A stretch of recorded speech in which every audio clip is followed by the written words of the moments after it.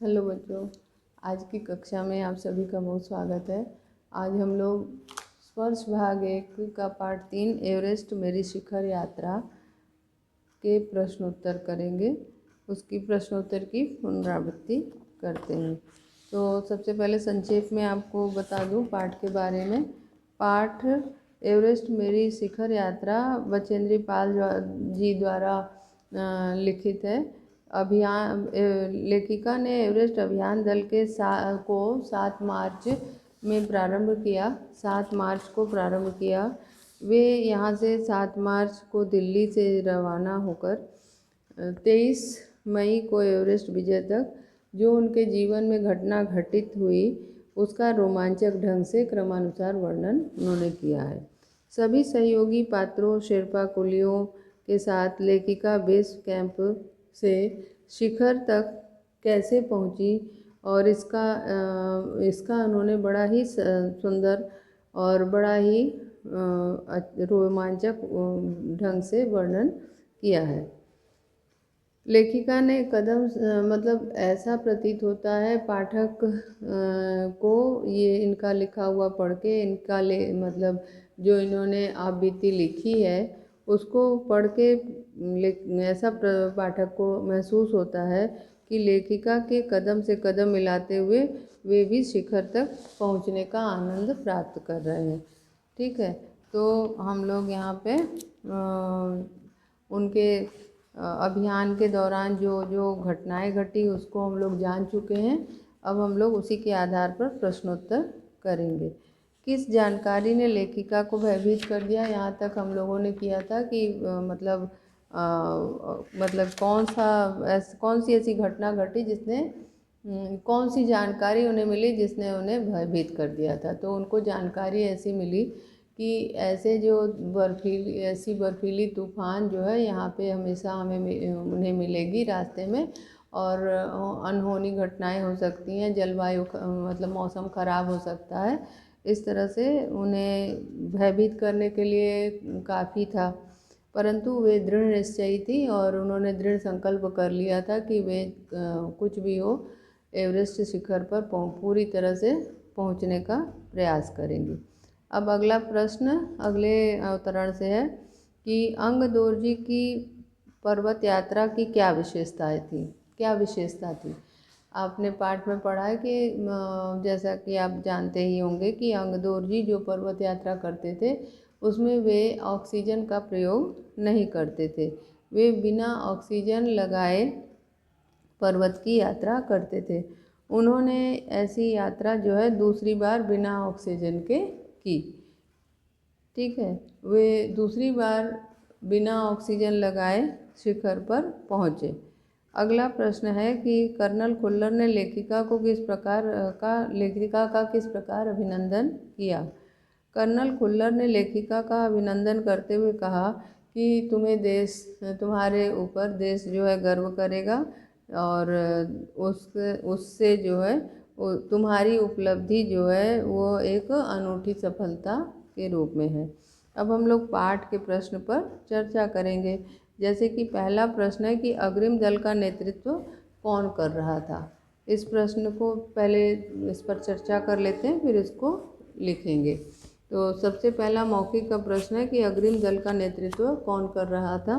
उत्तर है कि अग्रिम दल का नेतृत्व उपनेता प्रेमचंद कर रहे थे। प्रश्न 1 है अग्रिम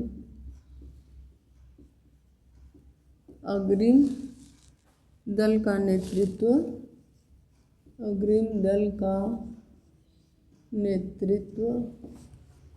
कौन कर रहा था। अग्रिम दल का नेतृत्व कौन कर रहा था। ठीक है,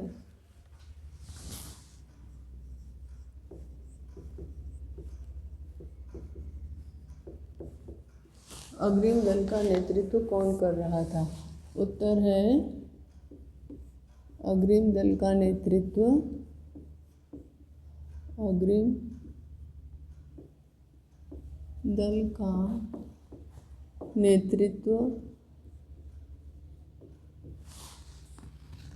उपनेता प्रेमचंद कर रहे थे।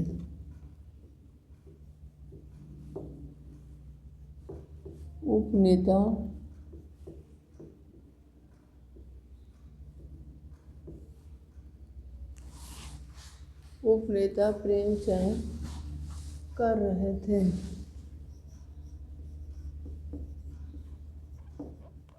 ये आपका पहला मौखिक का प्रश्न है, ये मौखिक है, ठीक है।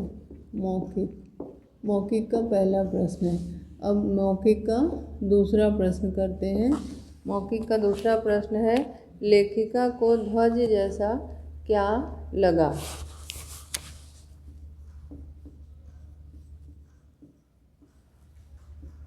लेखिका को ध्वज जैसा क्या लगा? लेखिका को ध्वज जैसा क्या लगा? अब उत्तर है इसका कि सागरमाथा शब्द का अर्थ है सागरमाथा। लेखिका को ध्वज जैसा क्या लगा? दूसरा प्रश्न है, इसमें लेखिका को ध्वज जैसा क्या लगा, इस प्रश्न का उत्तर करते हैं कि लेखिका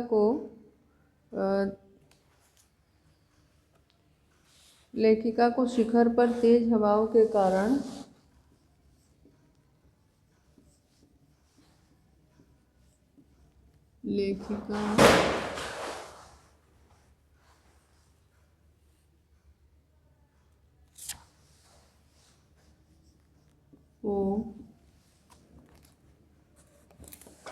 लेखिका को शिखर पर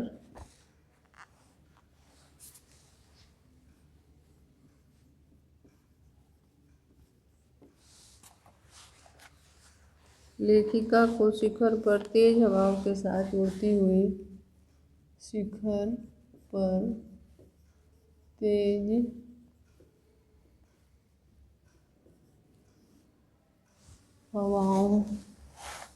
हवाओं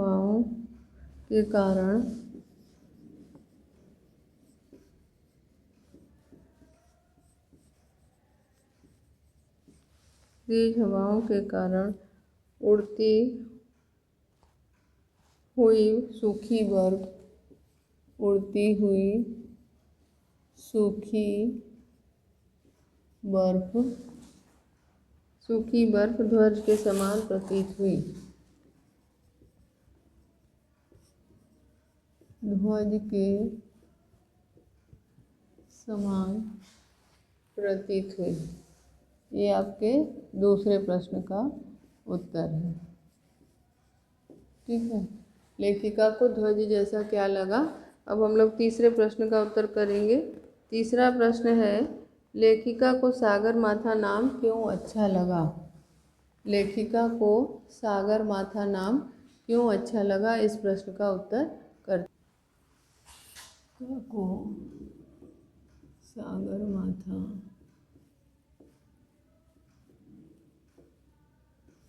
लेखिका को सागरमाथा नाम क्यों अच्छा लगा?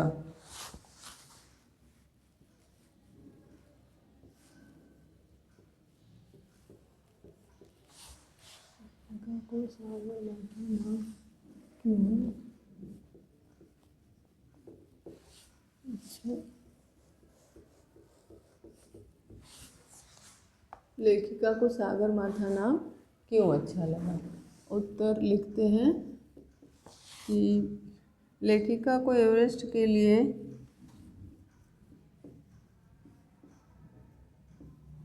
लेखिका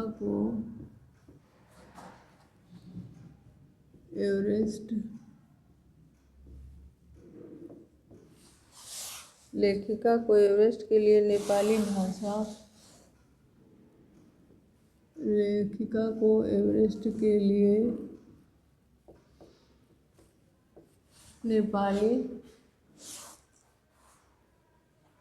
नेपाली भाषा का सागरमाथा नाम नेपाली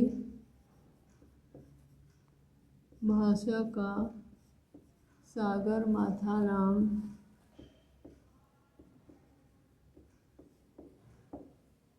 सागरमाथा नाम बहुत अच्छा लगा, बहुत अच्छा लगा।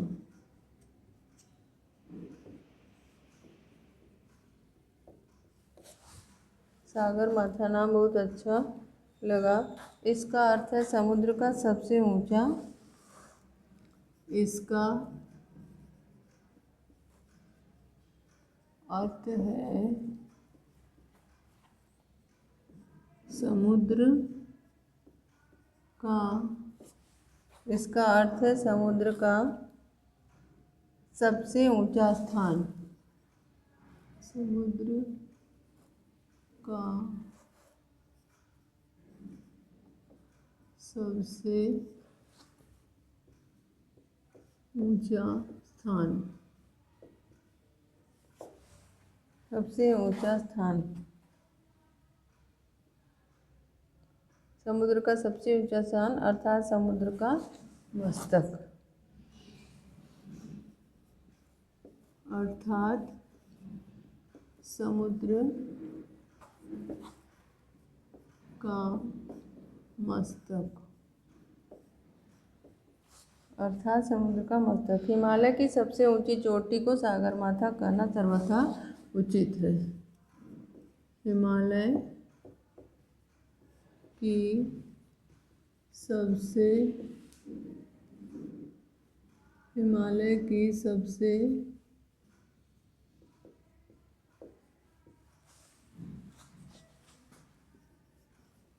सबसे ऊंची चोटी को सागरमाथा कहना,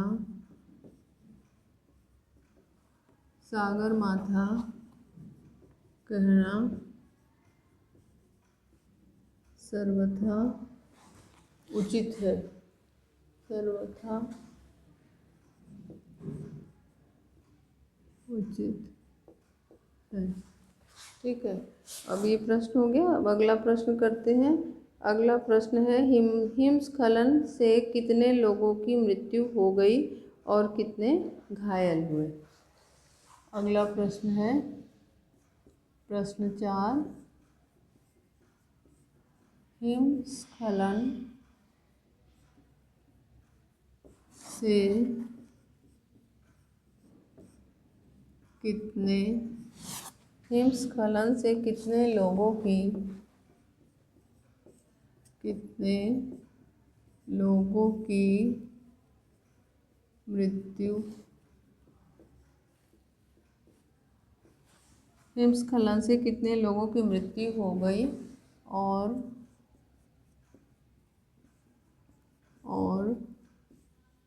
कितने, हिमस्खलन से कितने लोगों की मृत्यु हो गई और कितने घायल हुए, कितने घायल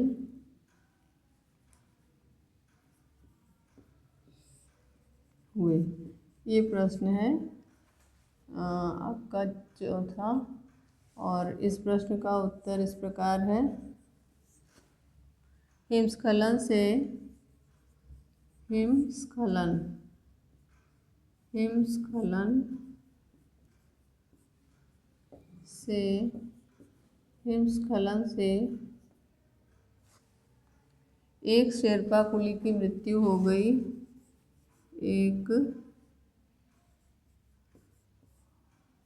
एक शेर्पा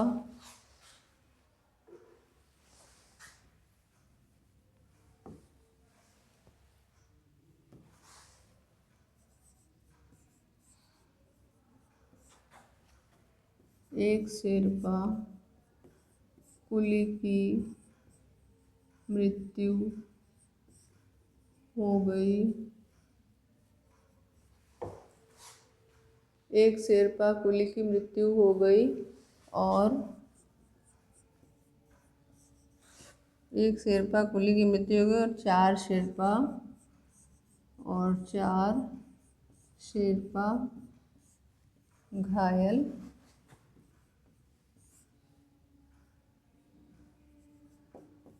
हो गए।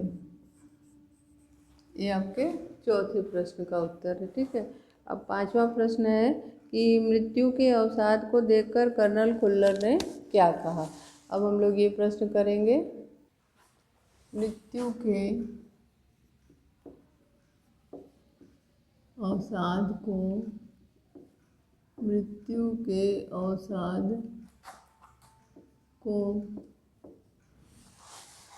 मृत्यु के अवसाद को देखकर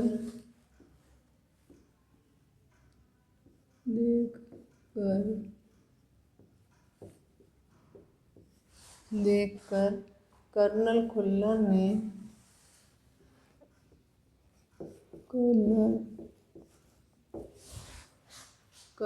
फुल्लर ने क्या कहा। इस प्रश्न का उत्तर लिखेंगे। प्रश्न उत्तर 5,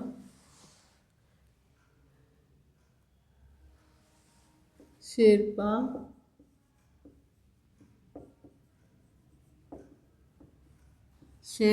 कुली की मृत्यु के कारण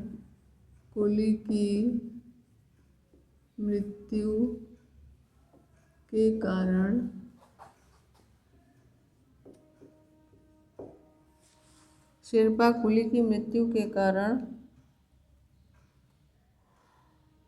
अभियान दल के सदस्यों के चेहरों पर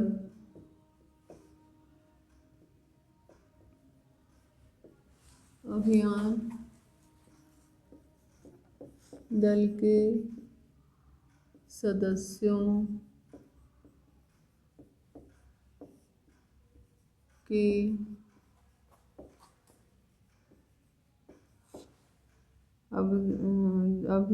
के सदस्यों के चेहरों पर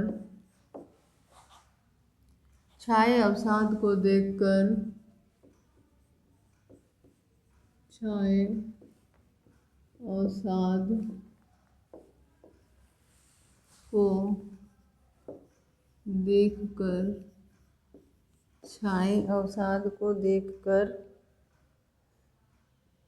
कर्नल फुल्लर ने कहा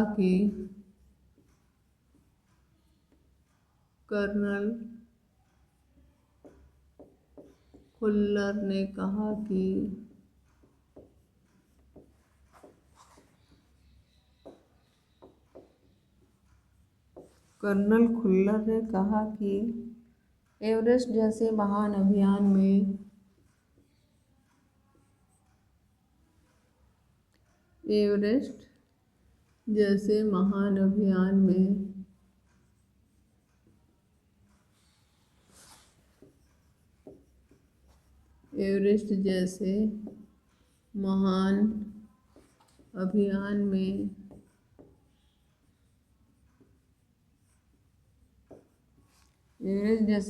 अभियान में खतरों और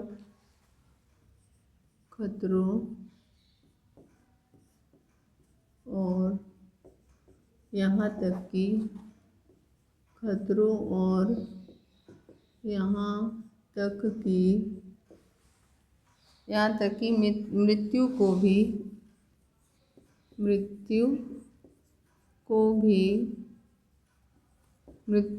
भी सहज भाव से स्वीकार कर लेना चाहिए।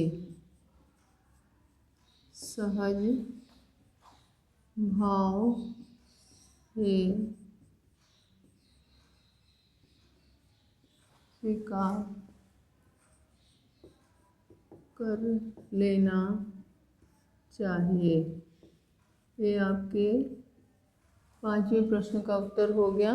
अब हम लोग छठा प्रश्न करेंगे। छठा प्रश्न है, रसोई सहायक की मृत्यु कैसे हुई। प्रश्न 6, रसोई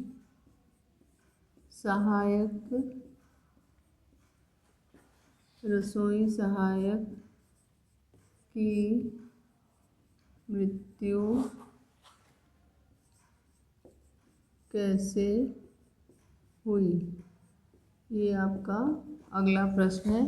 इसका उत्तर है, रसोई सहायक की मृत्यु रसोई सहायक की मृत्यु, रसोई सहायक की मृत्यु जलवायु अनुकूल न होने के कारण, जलवायु अनुकूल न जलवायु अनुकूल न होने के कारण हुई। ये आपके प्रश्न 6 का उत्तर है। ठीक है, अब हम लोग 7वां प्रश्न करेंगे। 7वां प्रश्न है कैंप 4 कहाँ और कब लगाया गया। इस प्रश्न का उत्तर करेंगे।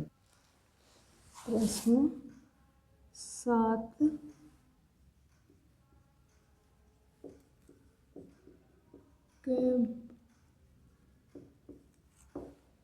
कैंप 4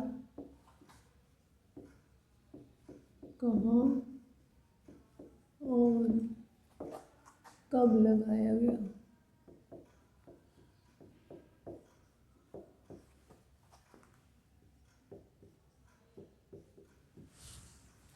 उत्तर इसका है उत्तर 7 कैंप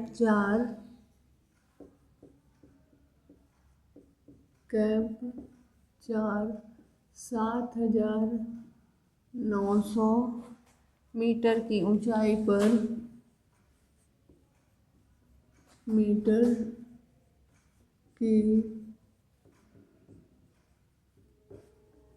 ऊंचाई पर 29 अप्रैल को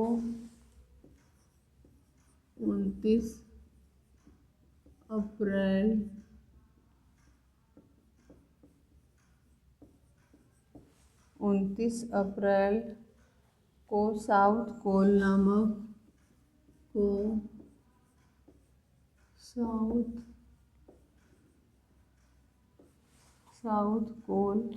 नामक स्थान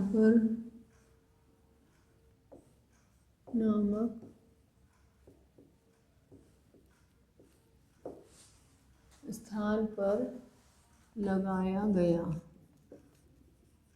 ये आपके 7वें प्रश्न का उत्तर है, लगाया गया।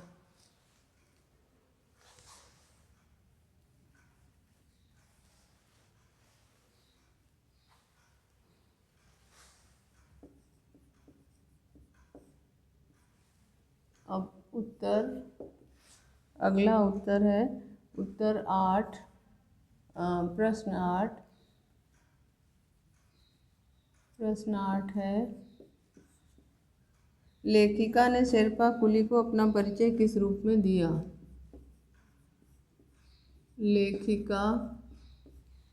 लेखिका ने शेरपा कुली को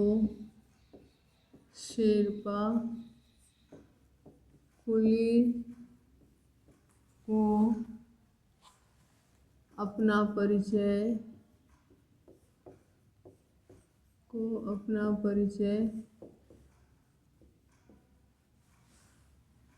किस तरह दिया।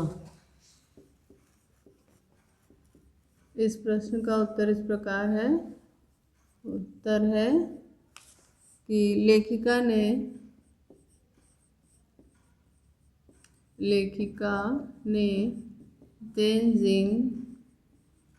तेनजिंग को अपना परिचय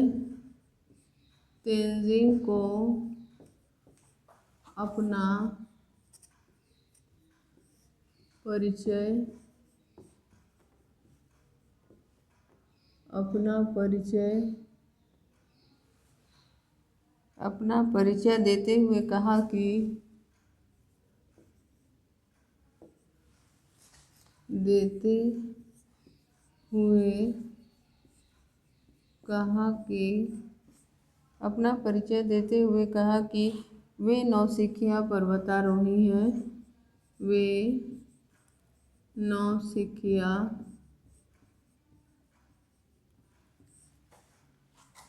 नौसिखिया पर्वतारोही हैं पर्वतारोही हैं और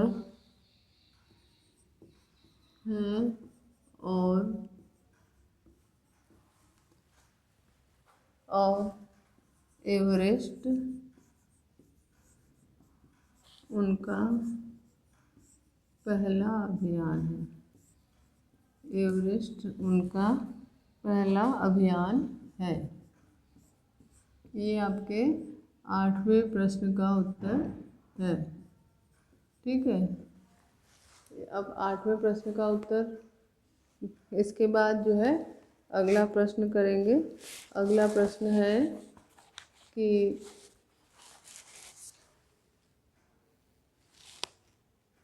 अब हम लोग इस प्रश्न का उत्तर करेंगे कि लेखिका की सफलता पर कर्नल खुल्लर ने उसे किस शब्दों में बधाई दी।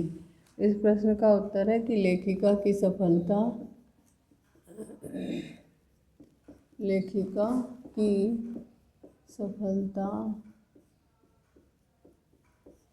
सफलता पर कर्नल खुल्लर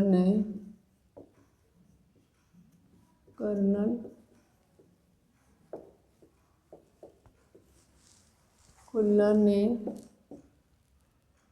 बधाई देते हुए कर्नल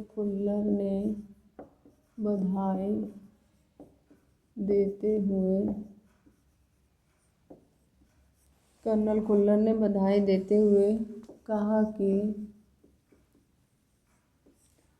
कि वे उनकी अनूठी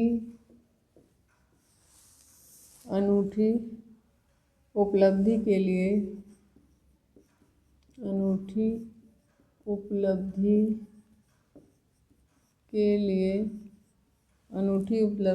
लिए उनके माता पिता को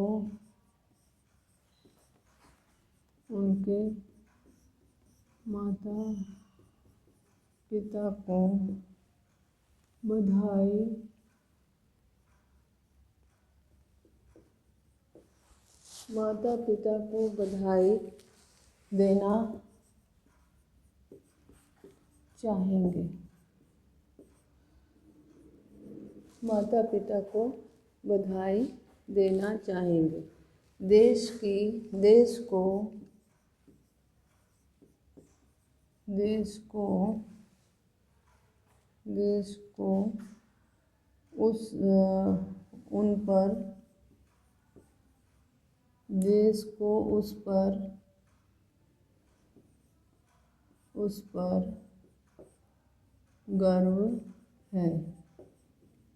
को उस पर गर्व है। और अब वह एक विभिन्न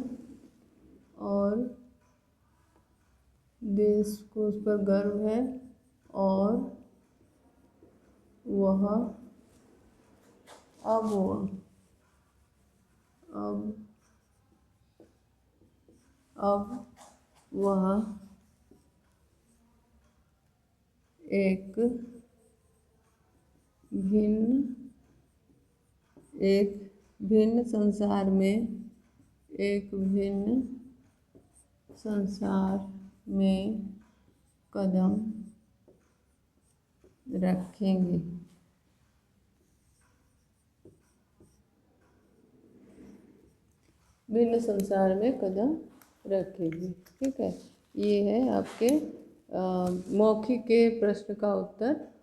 अब हम लोग लिखित के प्रश्न का उत्तर करेंगे।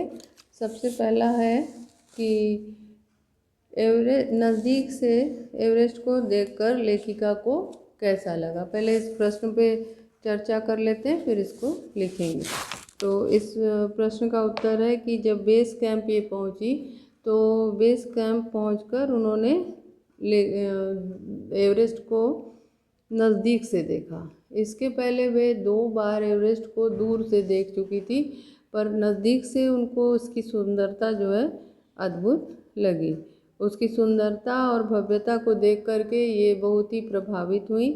और वहाँ जो लोहसे और नुस्से की ऊंचाइयों से घिरी बर्फीली टेढ़ी मेढ़ी नदियाँ हैं, उसके सौंदर्य से ये एकदम आश्चर्यचकित हो गई।